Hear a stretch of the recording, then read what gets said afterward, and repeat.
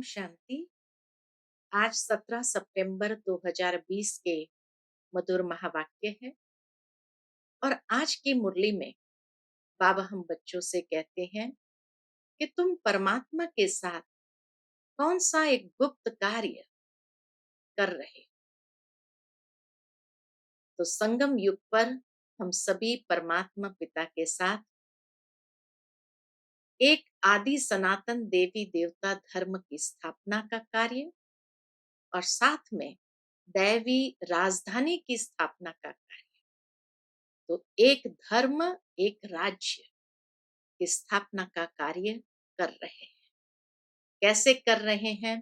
तो बाबा कहे पुरुषोत्तम संगम युग पर तुम स्वयं को उत्तम से उत्तम पुरुष बनाते हो और इस तरह से ये कार्य गुप्त रूप में बाप के साथ कर रहे हैं।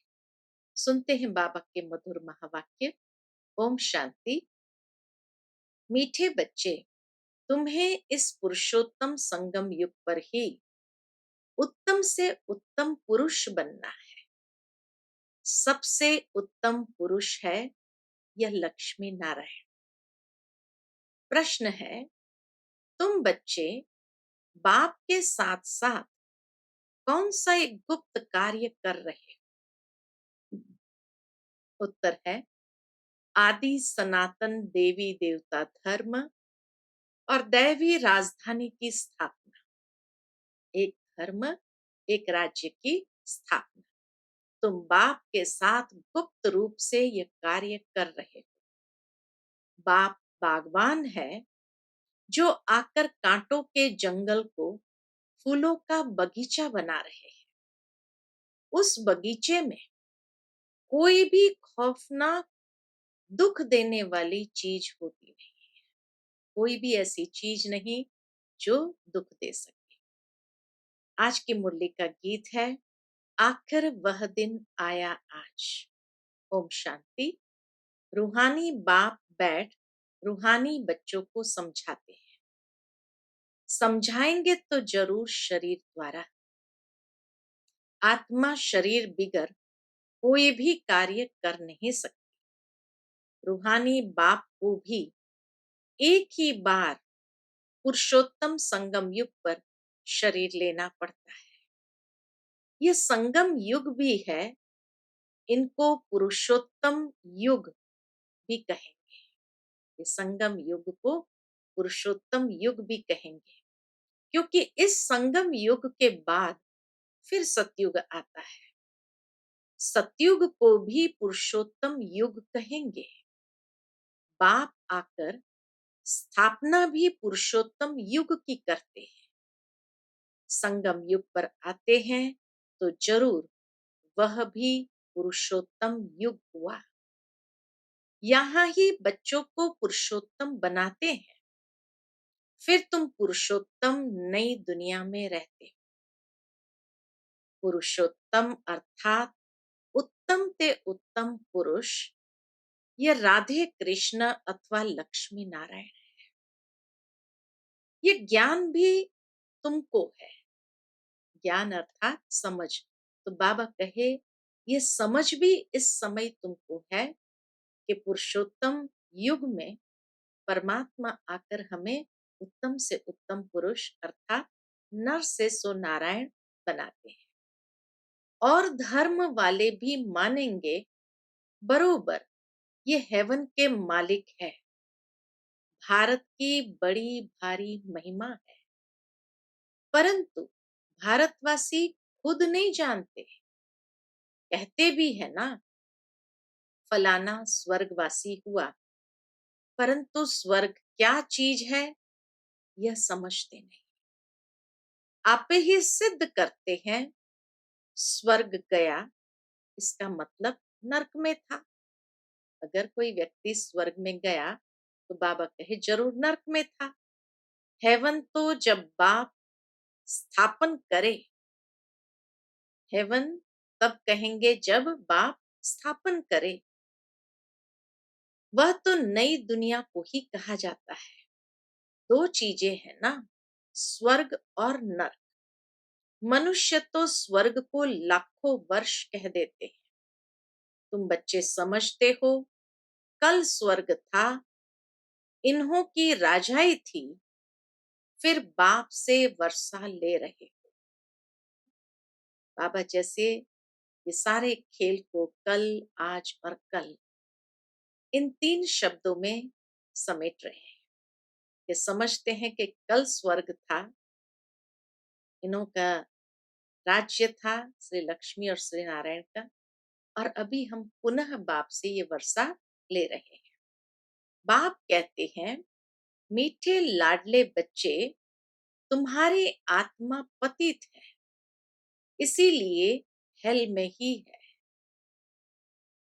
कहते भी है, अभी कलयुग के 40,000 वर्ष बाकी है, तो जरूर कलयुग वासी कहेंगे ना, पुरानी दुनिया तो है ना, मनुष्य बेचारे घोर अंधियारे में है। अंधियारा यह है कि इतने हजारों वर्ष, लाखों वर्ष का एक एक युग नहीं। ये रहस्य उद्घाटन बाबा ने आकर किया कि ये खेल है ही 5,000 साल का, और इसीलिए हिस्ट्री भी 5,000 साल की ही है, उससे पुरानी हिस्ट्री है नहीं। पिछाड़ी में जब आग लगेगी तो ये सब खत्म हो जाएंगे। तुम्हारी प्रीत बुद्धि है, नंबरवार पुरुषार्थ अनुसार। जितना प्रीत बुद्धि होगी उतना ऊंच पद पाएंगे। सवेरे उठकर बहुत प्यार से बाप को याद करना है। बल प्रेम के आंसू भी आए, क्योंकि बहुत समय के बाद बाप आकर मिले हैं। बाबा, आप आकर हमको दुख से छुड़ाते हो। हम विषय सागर में गोते खाते कितना दुखी होते आए हैं। अभी यह है रौरो नर्क। अभी तुमको बाबा ने सारे चक्र का राज समझाया है। मूल वतन क्या है वह भी आकर बताया है। पहले तुम नहीं जानते थे। इसको कहते ही है कांटों का जंगल। स्वर्ग को कहा जाता है गार्डन ऑफ अल्लाह, फूलों का बगीचा।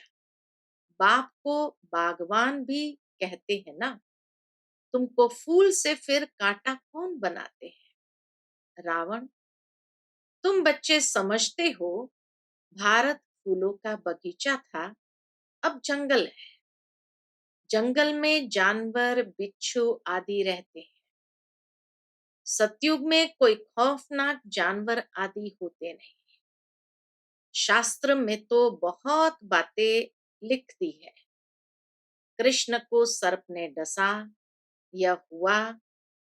कृष्ण को फिर द्वापर में ले गए हैं। बाप ने समझाया है, भक्ति बिल्कुल अलग चीज है, ज्ञान सागर एक ही बाप।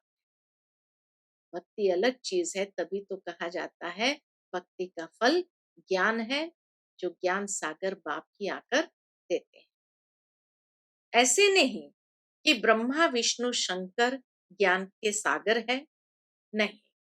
पतित पावन एक ही ज्ञान सागर को कहेंगे। ज्ञान से ही मनुष्य की सदगति होती है। सदगति के स्थान है 2। कौन से 2 स्थान है सदगति के? मुक्ति धाम और जीवन मुक्ति धाम। अभी तुम बच्चे जानते हो, यह राजधानी स्थापन हो रही है, परंतु गुप्त। बाप ही आकर आदि सनातन देवी देवता धर्म की स्थापना करते हैं, तो सब अपने अपने मनुष्य चोले में आते हैं। बाप को अपना चोला तो है नहीं, इसलिए इनको निराकार गॉड फादर कहा जाता है। बाकी सब है साकारी, इनको कहा जाता है incorporeal God father. Incorporeal God father कहते हैं इनकॉर्पोरियल आत्माओं का। तुम आत्माएं भी वहां रहती हो, बाप भी वहां रहते हैं, परंतु है गुप्त। बाप ही आकर आदि सनातन देवी देवता धर्म की स्थापना करते हैं। तो एक दैवी राजधानी और एक दैवी धर्म की स्थापना करते हैं। मूल वतन में कोई दुख नहीं। बाप कहते हैं तुम्हारा कल्याण है ही एक बात में। बाप को याद करो, मन मना भव। बस बाप का बच्चा बना। बच्चे को वर्षा अंडरस्टूड है। अलफ को याद किया तो वर्षा जरूर है। सतयुगी नई दुनिया का, इस पतित दुनिया का विनाश भी जरूर होना ही है। अमरपुरी में जाना ही है। अमरनाथ तुम पार्वतियों को अमर कथा सुना रहे हैं। तीर्थों पर कितने मनुष्य जाते हैं, अमरनाथ पर कितने जाते हैं? वहां है कुछ भी नहीं। अमरनाथ पर बाबा कहे है कुछ भी नहीं, सब है ठगी। बाबा का देखा हुआ है भक्ति मार्ग में, जब बाबा अमरनाथ की यात्रा पर जाते थे, वहां बर्फ का लिंग है। तो एक बार बाबा ने वहां के पंडित को विशेष प्यार से पूछा कि ये बर्फ का लिंग अपने आप कैसे बन जाता है। तब उसने बताया कि नहीं, हम लोग उसको बना देते हैं, ठीक करते हैं। तो इसीलिए बाबा कहते हैं कि सब है ठगी, सच की रत्ती भी नहीं। गाया भी जाता है, झूठी माया झूठी काया, झूठा सब संसार। इसका भी अर्थ होना चाहिए। यहाँ है ही झूठ, यह भी ज्ञान की बात है। ऐसे नहीं कि ग्लास को ग्लास कहना झूठ है, बाकी बाप के बारे में जो कुछ बोलते हैं वह झूठ बोलते हैं। ये नहीं, साधारण भाषा में जो बातें करते हैं वो झूठ नहीं है, लेकिन जो आध्यात्मिक नॉलेज है, ईश्वर के बारे में नॉलेज आज मनुष्य के पास नहीं है, तो इसीलिए उसमें जो बोलते हैं बाबा कहे वो झूठ बोलते हैं। सच बोलने वाला एक ही बाप है। अभी तुम जानते हो बाबा आकर सच्ची सच्ची सत्यनारायण की कथा सुनाते हैं। झूठे हीरे मोती भी होते हैं ना। आजकल झूठ का बहुत शौक है। जिस तरह डायमंड में भी इमिटेशन डायमंड होते हैं, इसी तरह बाबा कहे झूठ का बहुत शो है। उनकी चमक ऐसी होती है, सच्चे से भी अच्छे। ये झूठे पत्थर पहले नहीं थे, पिछाड़ी में विलायत से आए। झूठे सच्चे साथ मिला देते हैं, पता ही नहीं पड़ता है। फिर ऐसी चीज भी नकली जिससे परखते हैं। बाबा कहे फिर ऐसी चीजें भी नकली जिससे परखते हैं। मोती भी ऐसे झूठे निकले जो जरा भी पता नहीं पड़ सकता है। अभी तुम बच्चों को कोई संशय नहीं रहता। संशय वाले फिर आते ही नहीं। प्रदर्शनी में कितने ढेर आते हैं। बाप कहते हैं अब बड़े बड़े दुकान निकालो, यह एक ही तुम्हारा सच्चा दुकान है। तुम सच्ची दुकान खोलते हो। बड़े बड़े सन्यासियों के बड़े बड़े दुकान होते हैं, जहां बड़े बड़े मनुष्य जाते हैं। स्थान अच्छा होगा तो नेचुरल है, सभी जाएंगे। तुम भी बड़े बड़े सेंटर खोलो। भक्ति मार्ग की सामग्री बिल्कुल अलग है। ऐसे नहीं कहेंगे कि भक्ति शुरू से ही चली आई है। नहीं, ज्ञान से होती है सदगति, अर्थात दिन। वहां संपूर्ण निर्विकारी विश्व के मालिक थे। मनुष्य को यह भी पता नहीं कि ये लक्ष्मी नारायण विश्व के मालिक थे। सूर्यवंशी और चंद्रवंशी और कोई धर्म होता नहीं। बच्चों ने गीत भी सुना। तुम समझते हो आखिर वह दिन आया आज संगम का, जो हम आकर अपने बेहद के बाप से मिले। बेहद का वर्षा पाने लिए पुरुषार्थ करते हैं। सतयुग में तो ऐसे नहीं कहेंगे आखिर वह दिन आया आज। वो लोग समझते हैं बहुत अनाज होगा, दुनिया में मनुष्य समझते हैं बहुत अनाज होगा, यह होगा, समझते हैं स्वर्ग की स्थापना हम करते हैं, समझते हैं स्टूडेंट का नया ब्लड है, ये बहुत मदद करेंगे। कहते हैं ना यंग ब्लड है, तो ये बहुत मदद करेंगे। इसलिए गवर्नमेंट बहुत मेहनत करती है उन्हों पर, और फिर पत्थर आदि भी वही मारते हैं। हंगामा मचाने में भी पहले पहले स्टूडेंट ही आगे रहते हैं। वह बड़े होशियार होते हैं, उनका न्यू ब्लड कहते हैं। अब न्यू ब्लड की तो बात नहीं, वह है ब्लड कनेक्शन। अभी तुम्हारा यह है रूहानी कनेक्शन। हमारा कोई ब्लड कनेक्शन की बात नहीं, लेकिन एक रूहानी परिवार है, रूहानी कनेक्शन। कहते हैं ना बाबा, हम आपका 2 मास का बच्चा। कई बच्चे रूहानी बर्थडे मनाते हैं। रूहानी बर्थडे अर्थात जिस दिन पहली बार बाबा के घर में आए, ज्ञान में निश्चय बुद्धि बने, तो उस दिन कहेंगे ये ईश्वरीय रूहानी जन्म हुआ। तो कई बच्चे रूहानी बर्थडे मनाते हैं। ईश्वरीय बर्थडे ही मनाना चाहिए, वह जिस्मानी बर्थडे कैंसल कर देना चाहिए।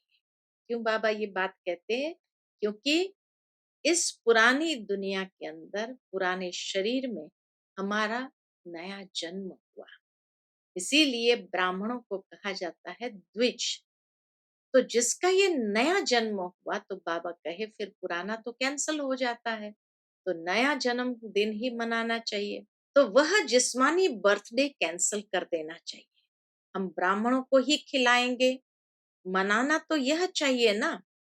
वह है आसुरी जन्म, यह है ईश्वरीय जन्म। रात दिन का फर्क है, परंतु जब निश्चय में बैठे, ऐसे नहीं ईश्वरीय जन्म मनाकर फिर जाए आसुरी जन्म में पड़े, ऐसा भी होता है। ईश्वरीय जन्म मनाते मनाते फिर रफू चक्कर हो जाते हैं। आजकल तो मैरिज डे भी मनाते हैं, शादी को जैसे कि अच्छा शुभ कार्य समझते हैं। जन्म में जाने का भी दिन मनाते हैं। वंडर है ना, बाप बैठ ये सब बातें समझाते हैं। अब तुमको तो ईश्वरीय बर्थडे ब्राह्मणों के साथ ही मनाना है। हम शिव बाबा के बच्चे हैं, हम बर्थडे मनाते हैं तो शिव बाबा की ही याद रहेगी। ये रूहानी ईश्वरीय जन्मदिन मगर मनाएंगे तो जरूर शिव बाबा की ही याद रहेगी। जो बच्चे निश्चय बुद्धि है, उनको जन्मदिन मनाना चाहिए, वह आसुरी जन्म ही भूल जाए। ऐसा है, जो पुराना जन्मदिन बाबा कहे भूल जाए। यह भी बाबा राय देते हैं, अगर पक्का निश्चय बुद्धि है तो। बाबा राय किसको दे रहे हैं? राय उसको दे रहे हैं जो पक्के निश्चय बुद्धि है। तो बस हम तो बाबा के बन गए, दूसरा ना कोई। फिर अंत मते सुगति हो जाएगी। बाप की याद में मरा तो दूसरा जन्म भी ऐसा मिलेगा। नहीं तो अंत काल जो स्त्री सिमरे, यह भी ग्रंथ में है। यहाँ फिर कहते हैं अंत समय गंगा का तट हो, अर्थात अंत समय गंगा का तट सब जगह तो नहीं होता है, लेकिन जब मुरली क्लास में हम बैठते हैं, मुरली सुनते हैं, तो यह जैसे ज्ञान गंगा स्नान हो रहा है, तो ऐसा गंगा तट हो, मुख में अमृत हो, ज्ञान अमृत हो, और तब प्राण तन से निकले तो श्रेष्ठ गति को पाते हैं। यह सब है भक्ति मार्ग की बात, लेकिन ज्ञान मार्ग में उसको कैसे कन्वर्ट कर देना। तुमको बाप कहते हैं शरीर छूटे तो भी स्वदर्शन चक्रधारी, बुद्धि में बाप और चक्र याद हो। सो जरूर जब पुरुषार्थ करते रहेंगे, तब तो अंत काल याद आएगा। हम बार बार ऐसा पुरुषार्थ करते रहेंगे, स्वदर्शन चक्रधारी बनकर बाप को याद करते रहेंगे, तो बाबा कहे अंत काल याद आएगी। अपने को आत्मा समझो और बाप को याद करो, क्योंकि तुम बच्चों को अब वापस जाना है अशरीरी होकर। यहाँ पाठ बजाते बजाते सतो प्रधान से तमो प्रधान बने, अब फिर सतो प्रधान बनना। इस समय आत्मा ही इम्प्योर है, तो शरीर प्योर फिर कैसे मिल सकेगा? बाबा ने बहुत मिसाल समझाए हैं, फिर भी जौहरी है ना। खाद जेवर में नहीं सोने में पड़ती है। 24 कैरेट से 22 कैरेट बनाना होगा तो चांदी डालेंगे, अभी तो सोना है नहीं। सबसे लेते रहते हैं। आजकल नोट भी देखो कैसे बनाते हैं, कागज भी नहीं है। बच्चे समझते हैं कल्प कल्प ऐसा होता आया है। पूरी जांच रखते हैं, लॉकर्स आदि खुलाते हैं, जैसे किसकी तलाशी आदि ली जाती है ना।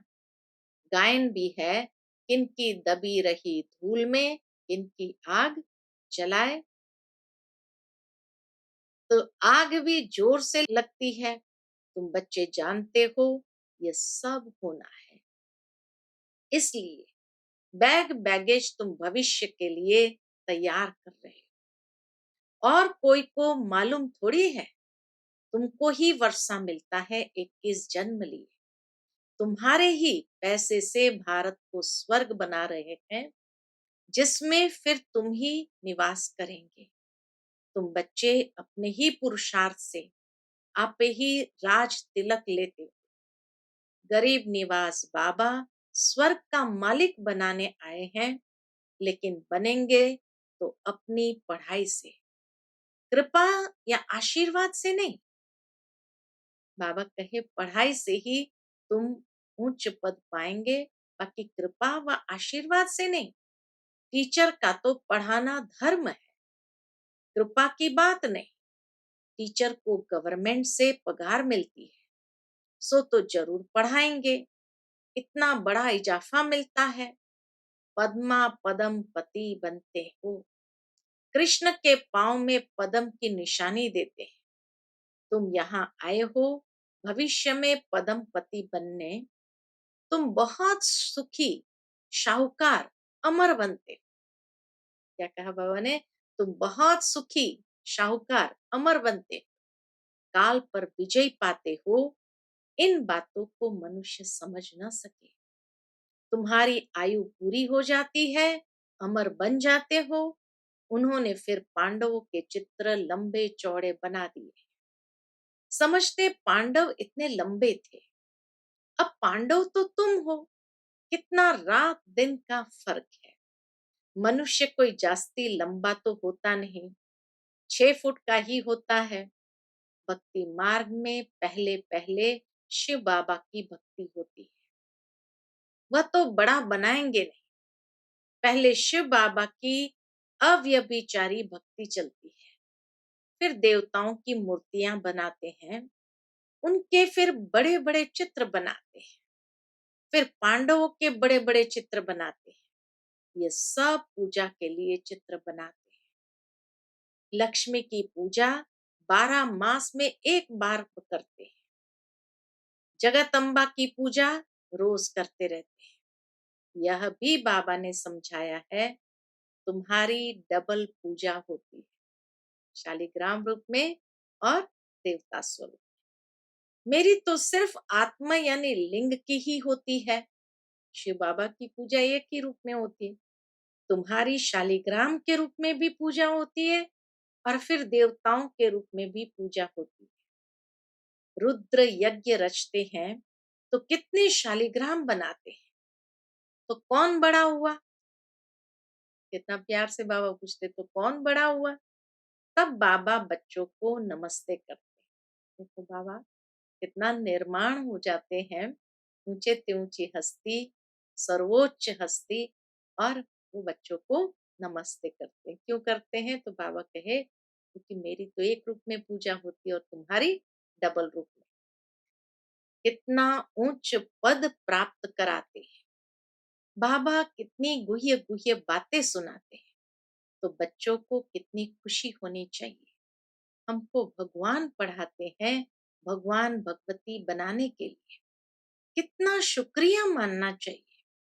बाप की याद में रहने से स्वप्न भी अच्छे आएंगे, साक्षात्कार भी होगा। अच्छा, मीठे मीठे सिकिलते बच्चों प्रति माता पिता बाप दादा का याद प्यार और गुड मॉर्निंग। रूहानी बाप की रूहानी बच्चों को नमस्ते। हम सब रूहानी बच्चों की रूहानी माता पिता बाप दादा को याद प्यार, गुड मॉर्निंग और नमस्ते। नमस्ते, शुक्रिया बाबा, शुक्रिया। आज की मुरली से धारणा के लिए मुख्य सार है। पहली पॉइंट, अपना ईश्वरीय रूहानी बर्थडे मनाना, रूहानी कनेक्शन रखना है, ब्लड कनेक्शन नहीं। आसुरी जिस्मानी बर्थडे भी कैंसल, ये आज की श्रीमत है। आसुरी जिस्मानी बर्थडे कैंसल, वह फिर याद भी ना आए, ये श्रीमत। मनाओ तो रूहानी बर्थडे मनाओ।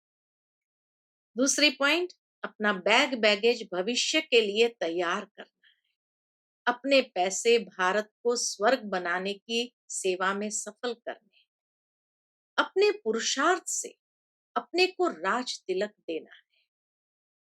आज का मीठा वरदान है, स्मृति का स्विच ऑन कर, स्मृति का स्विच ऑन कर सेकंड में अशरीरी स्थिति का अनुभव करने वाले प्रीत बुद्धि भव। स्मृति का स्विच ऑन करके अशरीरी स्थिति का अनुभव करने वाले प्रीत बुद्धि भव। जहां प्रभु प्रीत है वहां अशरीरी बनना एक सेकंड के खेल के समान है। जैसे स्विच ऑन करते ही अंधकार समाप्त हो जाता है, ऐसे प्रीत बुद्धि बन स्मृति का स्विच ऑन करो तो देह और देह की दुनिया की स्मृति का स्विच ऑफ हो जाएगा। ये सेकंड का खेल है। मुख से बाबा कहने में भी टाइम लगता है, लेकिन स्मृति में लाने में टाइम नहीं लगता। ये बाबा शब्द ही पुरानी दुनिया को भूलने का आत्मिक बॉम्ब है। बाबा शब्द ही पुरानी दुनिया को भूलने का आत्मिक बॉम्ब है। आज का स्लोगन है, देह भान की मिट्टी के बोझ से परे रहो। देह भान की मिट्टी के बोझ से परे रहो तो डबल लाइट फरिश्ता बन जाएंगे। अच्छा, अच्छा। To watch Peace of Mind channel videos on YouTube, subscribe us on youtube.com/tvpeaceofmind. Just a click for a peaceful life.